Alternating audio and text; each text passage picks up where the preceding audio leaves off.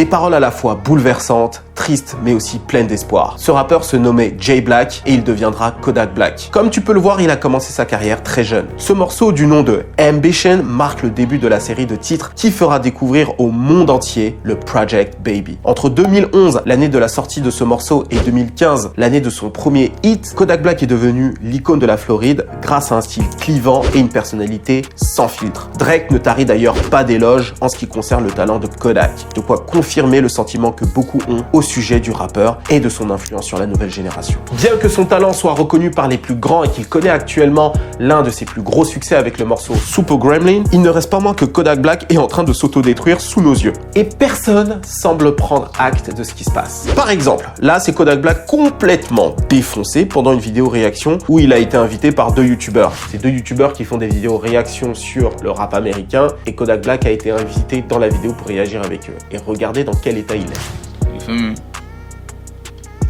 Ouais.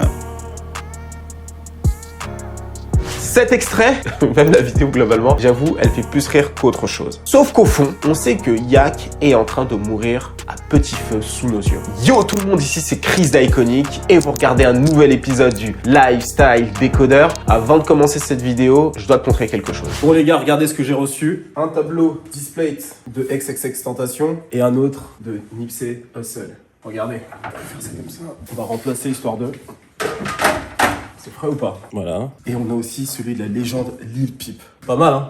Displate est un site qui propose plus d'1 million de designs de tableaux métalliques différents dans une variété impressionnante de thématiques. Le gaming, les films, les animés, le sport et bien sûr la musique. Selon ta passion, tu trouveras à coup sûr un design qui te plaît sur le site de Displate. Et justement, les designs, tu peux les accrocher absolument partout, dans ton salon, dans ta chambre ou dans tes bureaux comme moi. C'est très simple, tu as un côté aimant pour le Displate et de l'autre côté, ça se colle sur le mur, ce qui fait que tu peux changer assez facilement de tableau. Sur le lien en description, tu trouveras ma sélection de displays dans toutes sortes de thématiques, le hip-hop, old school, new school, comme celui de XXXTentacion de Nipsey Hussle que je t'ai montré. Tu trouveras aussi des animés, One Piece, Attaque des Titans, Demon Slayer, Jujutsu Kaisen ou encore des Marvel, Spider-Man, Iron Man, bref, un tas de designs. Et pour le mois de janvier, j'ai une offre particulière pour toi. Pour 1 à 2 displays achetés, tu as 23% de réduction et pour 3 displays achetés, tu as 29% de réduction. Donc profites-en maintenant si tu dois redécorer ta chambre, tes bureaux, ton salon, bref. Vas-y, maintenant profites-en, le lien est dans la description. Maintenant que je dis tout ça, sans plus attendre, on y va.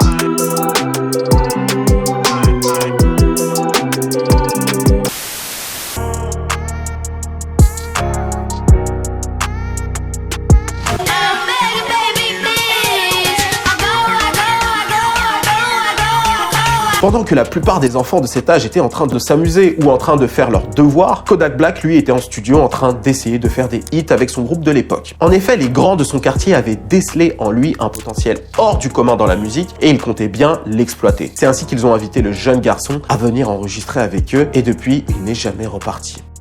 Kodak Black, de son vrai nom Dieuson Octave, devenu Bill Capri, n'avait de toute façon aucunement l'intention de faire autre chose que de la musique. Très jeune, il déteste déjà l'école. C'est un perturbateur en classe, mais par contre, il est plutôt bon avec les mots. Ce qu'il explique, c'est que lorsqu'il était dans des camps avec son école, ils organisaient des compétitions de spelling bee. Alors, spelling bee, pour ceux qui ne savent pas, la plupart d'entre vous, parce qu'on n'organise pas trop ça en France, c'est des compétitions où tu dois épeler des mots compliqués qui sont choisis à l'avance. Et ce que Kodak Black explique, c'est qu'il battait des élèves qui étaient déjà au lycée. Il était vraiment bon là-dedans, quoi. Après, si tu veux mon avis, le niveau dans son école et dans le secteur dans lequel il habite n'était pas ouf. Kodak Black est originaire du quartier de Golden Acres Project à Pompano Beach, une ville qui se trouve dans le comté de Broward, le même coin que XXXTentacion. Ce coin a été décrit dans les années 70 comme d'irrécupérable, de tragédie nationale et d'enfer sur terre. C'est dans ce coin pauvre et hostile que celui que l'on surnomme le Project Baby voit le jour en juin 1997. Sa mère, une immigrée venant tout droit d'Haïti, l'élève lui et ses deux grands frères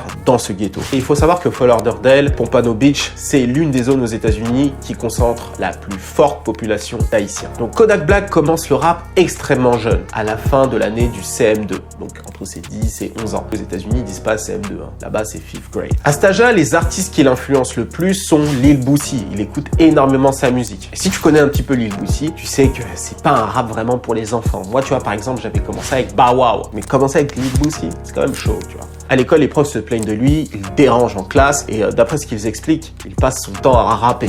I say, Jason, let me tell you something. Your school always call me. They say you always doing music in your class. You want a school or you want doing music? He said, Mom, music is my life. Mais à force de rapper comme ça, il se fait remarquer par les grands du quartier. Et ça, c'est dans les pep rallies. Alors, qu'est-ce que c'est les pep rallies? Les pep rallies, en fait, c'est des événements organisés autour des équipes sportives, des lycées, des collèges et je crois même des universités. Et en fait, dans ces événements-là, tu as des artistes qui viennent performer avant et après le match. Et Kodak Black allait performer très souvent dans ces pep rallies. Il n'avait absolument pas peur. Et ce qu'il explique, c'est qu'il prenait ses potes pour aller performer dans les pep rallies et la plupart d'entre eux avaient peur, étaient timides, etc. Et lui, c'était pas du tout le cas. Il était déjà très à l'aise, à un si jeune âge. Donc ça montrait déjà qu'il était plus ou moins fait pour être un entertainer. À l'école primaire, les gens étaient subjugués par son aisance et la conviction qu'il mettait dans ses performances. Et c'est comme ça que de fil en aiguille, il s'est retrouvé au studio d'enregistrement de son quartier, qui est aussi une trap house. Alors les trap house, qu'est-ce que c'est? Je pense que vous écoutez de la trap et vous regardez mes vidéos suffisamment longtemps, vous devez plus ou moins savoir ce que c'est. C'est le lieu où les Yankees débarquent pour prendre leur dose, tu vois. Hey, t'as pas une dose pour moi? Voilà, c'est ça, c'est exactement ces lieux-là. Bref, le jeune artiste découvre la misère humaine, les armes et l'argent. Rien de ce qu'un jeune de cet âge-là ne devrait voir. En fait, j'ai envie de te dire, personne ne devrait voir ça. Mais bon, c'est un autre sujet. Au vu de sa couleur de peau très foncée, il choisit le blaze de Jay Black. Alors pourquoi le Jay, je ne sais absolument pas. Il intègre un groupe avec des artistes tous plus vieux que lui. Le nom du groupe est Brutal Youngins. Au vu de sa voix juvénile, de son talent naturel, Jay Black devient très vite la mascotte du groupe. Ayant le potentiel de devenir un enfant star, le groupe l'emmène à plusieurs auditions pour devenir acteur. Oh yeah, audition with Nickelodeon, cause you know, a new show coming out, feel me? Just stay tuned. I'm gonna be on the... I know how to act. Mais malheureusement, l'aventure avec les Brutal Youngins prendra fin assez vite, mais ce qui ne l'empêche pas de continuer à faire de la musique de son côté. Mais comme tu t'en doutes, il a beaucoup plus de temps libre, donc beaucoup plus de temps pour faire des bêtises. Ça, c'est moi qui en déduis. Mais en dehors de la musique, le jeune artiste est un sale gosse. C'est comme ça qu'il se décrit, un sale gosse. Il se fait virer de son école en CM2 et à partir de là, il commet tout un tas de délits. Son premier délit grave arrive à l'âge de 15 ans quand il fait un carjacking.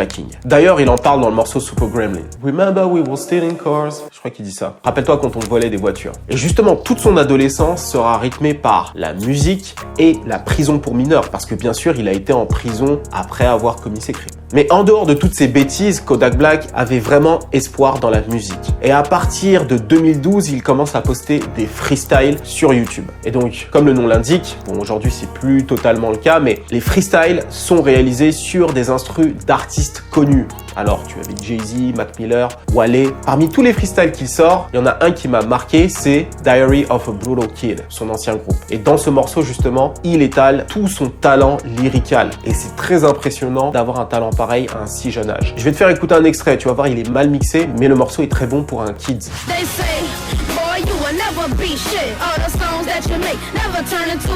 Au vu de l'environnement criminogène auquel il prend part, on voit que son rap se radicalise petit à petit. Et ce côté enfant star un petit peu gentillet qu'il pouvait avoir au début de sa carrière avec les Brutal Youngins, il le renie complètement par la suite. Et il le dit dans un freestyle qu'il fait sur le morceau Open Letter de Jay-Z. No, I am not a little bow wow. I am not a fucking Justin Bieber. Et ce qui marque en fait avec cet artiste à cet âge-là, c'est qu'il a une maturité incroyable. Et il y a même certains qui disent c'est comme s'il avait déjà été sur Terre avant, donc il a une vieille âme en fait. Il y a des choses qu'il comprend plus vite que les gosses de son âge et il écrit extrêmement bien. En fait, il écrit comme s'il avait déjà, 17, 18 ans. Et c'est ça qui va faire sa particularité et le faire démarquer des autres. C'est sa maturité dans son écriture. Alors, c'est vrai que les gens qui connaissent Kodak Black qu'avec Super Gremlins ou Zizi, les gens vont se dire tiens, Kodak Black c'est un artiste qui fait des morceaux turn up et c'est tout. Non mais en fait pas du tout. Kodak Black c'est un artiste qui s'est fait connaître avec des morceaux profonds. Et ce qu'il explique justement c'est qu'il n'aura pas, il illustre sa vie. Et c'est justement ce qui va attirer de plus en plus de monde à partir de 2013 lorsqu'il va sortir le freestyle sur le morceau Ambition de Wale. Dans le morceau il décrit son quotidien à Golden Acres Project, marqué par la misère, mais aussi il décrit son envie de s'en sortir, l'espoir. Et justement lorsque tu écoutes le morceau, tu as envie de l'aider et c'est ça qui va rendre le morceau viral.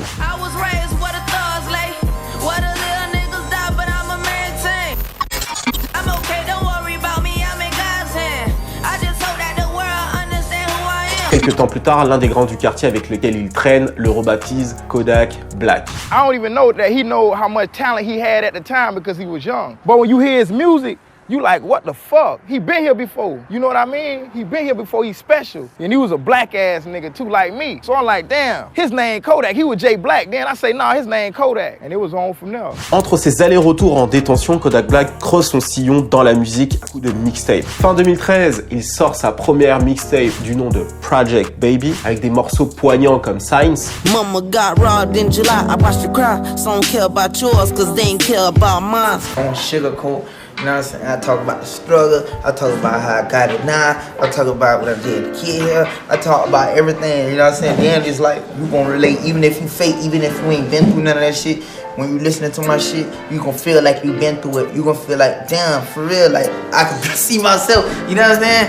It's like a movie. I feel like you in this movie right now. I don't rap, I illustrate. You know what I'm saying? Et l'année suivante, c'est le grand basculement pour Kodak Black lorsqu'il sort le projet Earth of the Project, notamment avec le morceau No Flacking. Alors ce morceau-là, c'est devenu l'un des hymnes de la Floride. Même moi, je connais quasiment par cœur le morceau. C'est un morceau qui est lent, tu te rappelles facilement des lyrics, ça envoie de la punchline. Le clip, il est d'une simplicité, mais c'est exactement ce qu'il faut. Il est sur un parking avec deux grands à lui, sûrement son grand frère et un autre gars. C'est la nuit, il est torse nu, il a une vibe incroyable. Bref, il y a tout dans le morceau pour que ça reste dans la tête des gens. En fait, ce clip-là, c'est un peu comme Don't Like de Chief Keef. Simplicité énorme, c'est la street à l'état pur, il n'y a pas de filtre et c'est exactement ce que les gens aiment.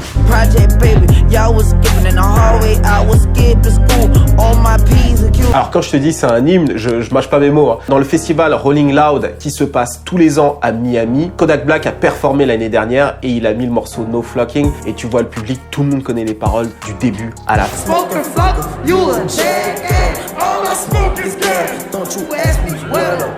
Et dans ce projet, il y a aussi le morceau Skrilla qui a à ce jour 174 millions de vues sur YouTube. Gros single.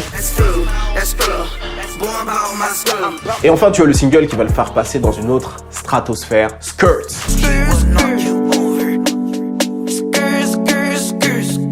Drake va tellement apprécier le morceau qu'il va se filmer en train de s'ambiancer sur le morceau et ça va devenir viral sur internet.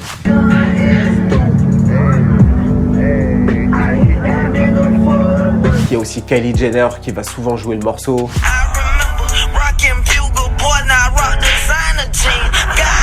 Et c'est ainsi que fin 2015, Kodak Black signe officiellement avec Atlantic Records. C'est ainsi qu'il entre dans le radar de toute l'industrie. Il fait un morceau avec French Montana qui est excellent, Lockjaw.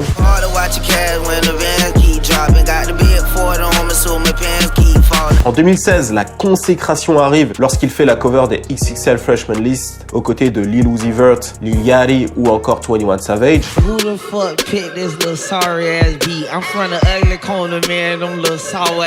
Et depuis, la carrière de Kodak Black fait des montagnes russes. On passe de la prison au hit, puis de la prison au hit, ainsi de suite. Et c'est tout le problème avec lui. Mais avant tout, on va essayer de comprendre en fait qu'est-ce qui fait la particularité de la musique de Kodak Black.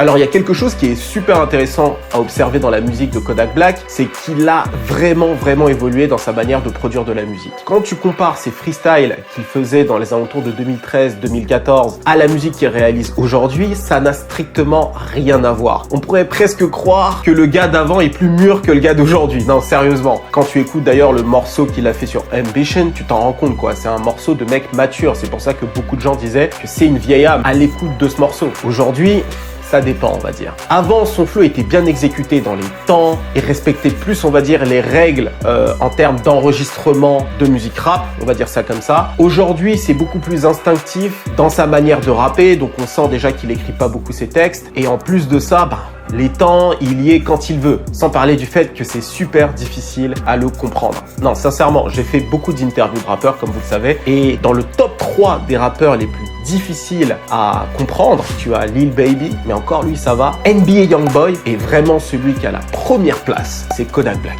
C'est super difficile de le comprendre. D'ailleurs, c'est pas que pour un francophone, hein. Même les Américains là-bas galèrent à le comprendre. Avec les années, Kodak Black a fait mûrir son style en le rendant de plus en plus clivant musicalement, mais j'ai envie de te dire aussi esthétiquement. On va y revenir un petit peu là-dessus. Tu peux remarquer que plus le temps passe, plus son choix de prod est particulier. On va faire une petite comparaison avec les artistes d'Atlanta. Si tu dois comparer Kodak Black à Lil Baby, Young Thug ou encore Gunna, ça n'a strictement rien à voir. Les rappeurs d'Atlanta ont cœur par exemple à rester dans le beat. Tu verras jamais Lil Baby hors beat, Gunna hors beat, Young Thug hors beat. Non, jamais. Eux, ils sont vraiment sur l'instru. Ça n'a strictement rien à voir. Et le rap d'Atlanta est aussi beaucoup plus accessible. En ce qui concerne Kodak Black, c'est beaucoup plus compliqué de rentrer dans son univers. Et ça, surtout si tu as horreur des voix nasillardes. I wanna say I love you so bad, but I don't wanna scare you away. Et en plus de sa voix, il utilise des expressions qui sont typiques de la Floride. Alors, pour essayer justement de comprendre mieux sa musique, je me suis lancé dans des recherches pour comprendre certaines expressions qui reviennent souvent. Alors, il y en a beaucoup, j'ai pas tout décrypté, mais les plus importantes. Tu as d'abord Z. Alors, Z, c'est super important. Dans l'univers de Kodak Black, si tu sais pas ce que Z veut dire, tu passes à côté de tout. Alors, la plupart d'entre vous connaissez le Z par rapport au morceau Zizi. Voilà. Zizi. Pas le sgeg, hein, je parle du son. Zeta to the feeder, I be zigzagging dog. Capital letter Z. En fait, Z représente en fait le gang auquel il appartient, Zo Mafia Family. C'est l'un des gangs haïtiens les plus influents de la Floride. D'après certaines sources, il contrôle toutes les prisons de Miami et de la Floride. Et d'après d'autres sources, Kodak Black ne ferait pas partie de ZMF, mais plutôt de Zo Pound Gang, qui est beaucoup plus old school. Ok, donc c'est pour ça que je pense que c'est plutôt ZMF, parce que ZMF c'est quelque chose de plus jeune entre guillemets. C'est apparemment les jeunes qui font plutôt partie de ce gang. Zo Pound Gang c'est plutôt les vieux. Mais dans tous les cas, ça commence par un Z. Donc retiens qu'à la base, Z signifie le gang auquel il appartient. Et d'après ce que j'ai compris, si j'ai des gens de Floride d'ailleurs qui me regardent, confirmez-moi si j'ai raison ou pas, Z c'est aussi une manière de s'appeler entre haïtiens, tu vois. Un Z c'est un haïtien apparemment. Vous me dites si j'ai raison pour ça, parce que ça c'est vraiment des recherches que j'ai faites là, je suis pas totalement sûr. Ce que je suis sûr, c'est pour ZMF. Ensuite, il utilise le terme JIT. I see you, I'ma smack the shit out you, Jit. JIT veut dire jeune gars. Il dit aussi moppé. And what my muppy? C'est un peu l'équivalent de bail à mon avis. Ah, j'ai un bail à faire. Hein. Tu vois ce que je veux dire? Et il y a un autre terme qu'il emploie souvent, c'est tie. Alors, je sais pas ce que ça veut dire. Mais en vrai, si tu passes toutes les barrières dont je t'ai parlé, le lingo, la voix nasillarde, donc ça c'est compliqué, tu peux vraiment apprécier la musique de Kodak Black. En vrai, il faut se laisser un petit peu de temps parce que c'est assez particulier. Alors, il y a des gros hits, bien sûr, hein, que tout le monde peut écouter, mais je sais que sa musique, en tout cas, en ce qui me concerne, soit j'adore pour plusieurs raisons, soit je déteste. Alors, si je peux adorer sa musique, c'est pour son talent d'écriture. Le morceau qui m'avait marqué à l'époque, après Skirt, ça a été le morceau Everything 1K. C'est vraiment là que j'ai découvert le talent de Kodak Black et c'est à partir de là que je me suis un petit peu intéressé à ce qu'il faisait avant.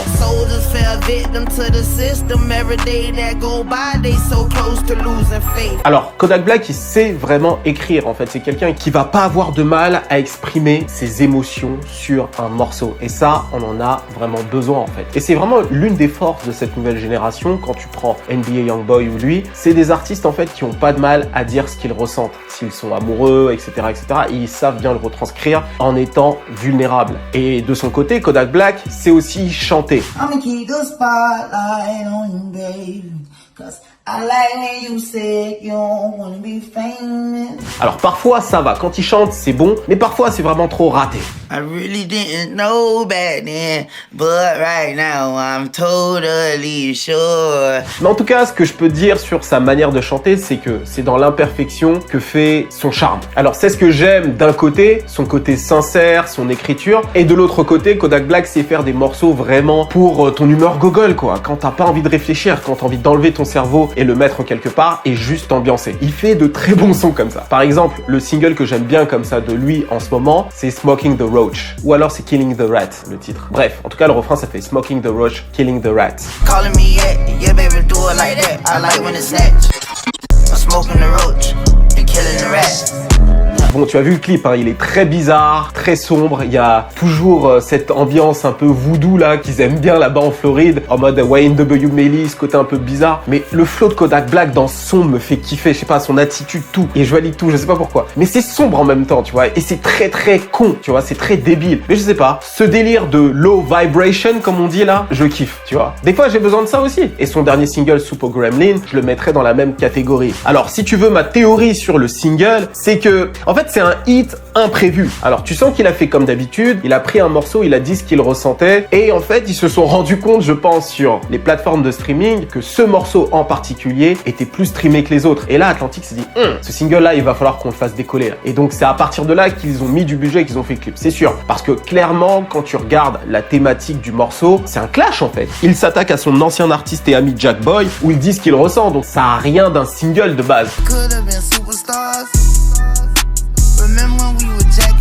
Par exemple, quand tu écoutes Zizi, tu sais que ça a été un single. Tout a été fait de manière à ce qu'il décolle. Mais ce morceau, clairement, non. Et c'est toute la magie avec Kodak Black. Il illustre ce qu'il vit à sa sauce et ça prend presque de façon inexplicable. Surtout pour un fan de rap de plus de 30 ans. Tu vois, moi, par exemple, j'aime bien son single et j'aime bien certains de ses morceaux, mais j'essaye pas de convaincre vraiment mes potes d'apprécier sa musique. Parce que c'est particulier, il y a plusieurs barrières, comme je l'ai dit. Et voilà. Mais pour ceux qui apprécient la musique de Kodak Black, on se comprend. Tu vois ce que je veux dire? Bon, alors, je te parlais de son style clivant. C'est aussi bien dans la musique que dans le look. Et j'ai envie de parler un petit peu de son look.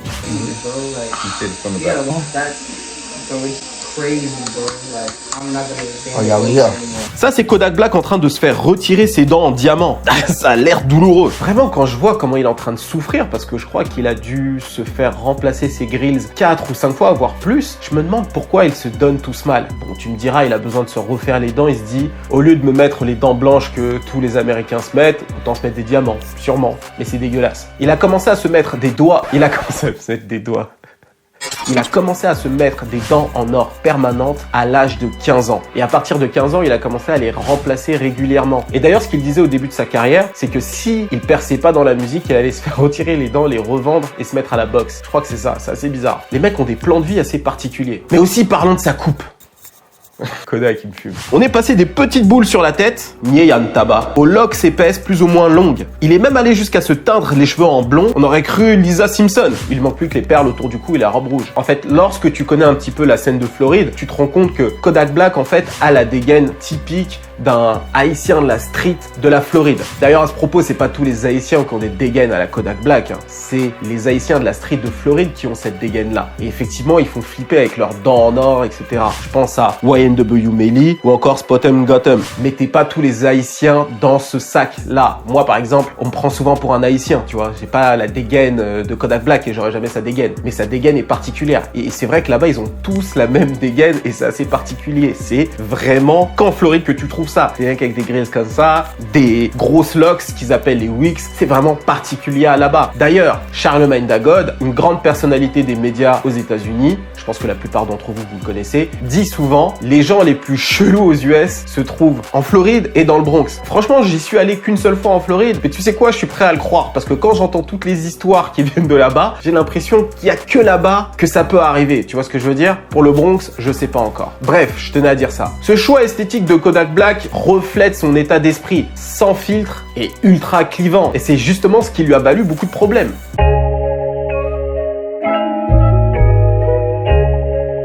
I just saw that nigga Nixon one time, right? Everybody be trying to dick ride dude. Lauren London, that baby though, she finna be out here single. She finna be a whole widow out here. I'd be the best man I could be, fuck. I'd give her a whole year. She might need a whole year to be crying and shit. À la suite de la mort de Nipsey Hussle, le commentaire de Kodak Black à l'égard de Lauren London, la femme du défunt rappeur, a créé l'indignation dans toute la sphère hip-hop. This shit go for Kodak Black and any other nigga disrespecting my nigga Nip name. Keep my nigga name out your fucking mouth, nigga. Keep his girl's name out your fucking mouth, nigga. En sortant de prison, il s'est encore excusé, mais dans tous les cas, il s'est mis beaucoup de gens à dos à cause de ce commentaire-là. Et en fait, lorsque tu observes un petit peu le parcours de Kodak Black, tu te rends compte que la controverse est devenue tellement récurrente avec lui que les gens ont arrêté de prêter attention. En fait, il a tendance à dire tout ce qu'il pense sans s'appliquer un filtre naturel qui pourrait lui éviter d'être tout le temps dans la sauce. Et en fait, Kodak Black a été tellement souvent dans la sauce que les gens ont arrêté réellement de prêter attention à ce qu'il dit ou à ce qu'il fait. Alors bien sûr, ça va toujours faire de temps en temps parler, il va y avoir des vidéos, des choses qui vont être relayées autour de ça, mais en dehors de ça, les gens vont pas s'indigner autour de ce qu'il dit parce qu'ils sont tellement habitués à ces dingueries que ça fait plus rien en fait. Je me rappelle l'une des fois où il a été le plus dans la sauce, c'est lorsqu'il a expliqué qu'il préférait les filles plus claires que les filles foncées. Ça a été terrible, je crois même qu'il avait désactivé son compte Instagram. Et plus récemment, dans le morceau Super Gremlin, et ça je l'ai appris grâce à DJ Academics d'ailleurs, c'est super intéressant, dans le bridge du morceau, il y a un passage que j'aime beaucoup, que je trouve stylé, parce que c'est débile et encore une fois, low vibration, et des fois j'ai besoin d'enlever mon cerveau et le mettre ailleurs. Et donc dans ce passage, il dit je sais que le perk c'est le Percocet, donc c'est la drogue de prescription qu'ils prennent comme le Xanax, etc. Je sais que c'est un faux perk, mais je l'ai quand même bouffé parce que je suis un gremlin. Ce passage me rend ouf. Et en fait, d'après ce que j'ai compris via une vidéo de DJ Academics, c'est que, en fait, les faux perks, ça a tué pas mal de gens. Et il y a des gens qui se sont offensés d'avoir entendu ça. Mais, encore une fois, ça fait absolument rien à la carrière de Kodak Black. Il a dit des choses tellement plus graves, entre guillemets, qui ont indigné beaucoup plus de monde qu'au final, Percocet, vrai ou faux, on s'en fout. Et si tu t'intéresses un petit peu à ses lyrics, il a souvent tendance à aller sur des terrains assez vaseux. Et en fait, il y a un seuil de tolérance qui est devenu très élevé à l'égard du rappeur. Et je pense pas que ce soit nécessairement une bonne chose. Parce que de son côté, c'est sûr, il peut dire des choses et il prend moins le risque d'être cancel. Mais de l'autre côté, on le voit souffrir sous nos yeux, ok? Et ça ne fait réagir absolument personne. D'ailleurs, ça nous fait rire. I don't give a fuck what you talking about, nigga. Talking about shouldn't grab nigga. I grab my mama cause bitch I treat my mama like my lady, nigga. That's my queen, nigga. I don't fuck my mama. We ain't doing no crazy shit, nigga. I grab her like I make her feel real beautiful. Alors, je suis tombé sur une vidéo de lui qui date un petit peu où il est en train de faire le fou à la sortie d'une boîte à Hollywood. J'ai pas trop compris pourquoi il sautait comme ça, mais la vidéo, elle avait aucun sens. Elle m'a fait grave rire.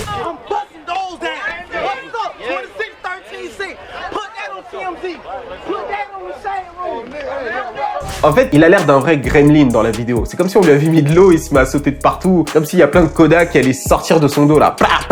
Enfin bref, c'est trop chelou. Bref, ça m'a fait grave rire. Et plus récemment, on l'a surpris. Alors je sais pas si c'est vrai, mais en tout cas ça a été censuré. Le mec était en train de donkey fuck une meuf en plein match de hockey. Et tout le monde l'a vu. Et les gens le tolèrent encore. Il est aujourd'hui capable de faire une vidéo avec des youtubeurs connus. En l'occurrence ici, Bilou et Zias. Être défoncé pendant toute la vidéo.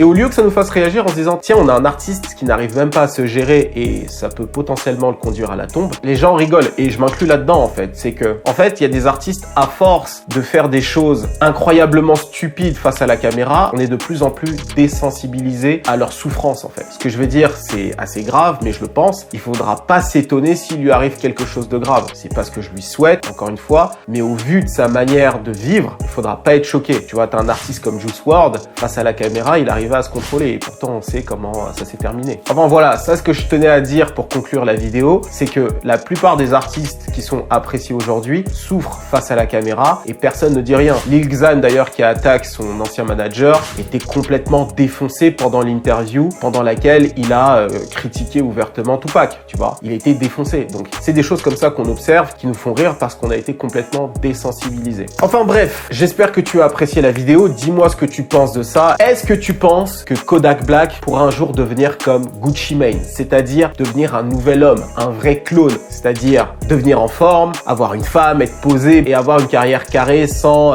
être dans des embrouilles ou quoi. Dis-moi tout en commentaire. N'oublie pas de liker un maximum cette vidéo. Si t'attendais ce LSD sur Kodak Black, je compte sur toi pour le partager à mort. Il faut qu'on explose le score des likes sur mes vidéos, les gars. Des fois, vous perdez un petit peu le rythme de mettre des likes. Il faut mettre des likes. En tout cas, ça me fait super plaisir quand vous le faites. Ça me permet d'être vu et d'être proposé un maximum grâce à l'algorithme. Aussi, n'oubliez pas pour Displate, vous avez les liens en description. Profitez-en, l'offre ne va pas durer très longtemps. Et enfin, sur le site Iconic, on a sorti 3 LSD Premium plus une interview de 1h30 de Tefa où on revient sur son parcours et où il donne beaucoup de conseils aux jeunes artistes. Des conseils qui, au passage, sont ultra précieux. Là, on va sortir une vidéo conseil où on donne des conseils sur la direction artistique. Elle devra arriver ce week-end. La semaine prochaine, sur le site, on sortira une vidéo vidéo sur les contrats dans la musique. Les abonnés du site, vous allez commencer à recevoir des mails pour vous tenir au courant de chaque sortie de vidéo parce que pour l'instant, je l'ai pas mis en place et le Discord arrive très vite. Alors, si vous voulez avoir de l'info, du contenu, des débats, de l'inspiration et de l'info fraîche, rendez-vous sur Instagram et sur Twitter.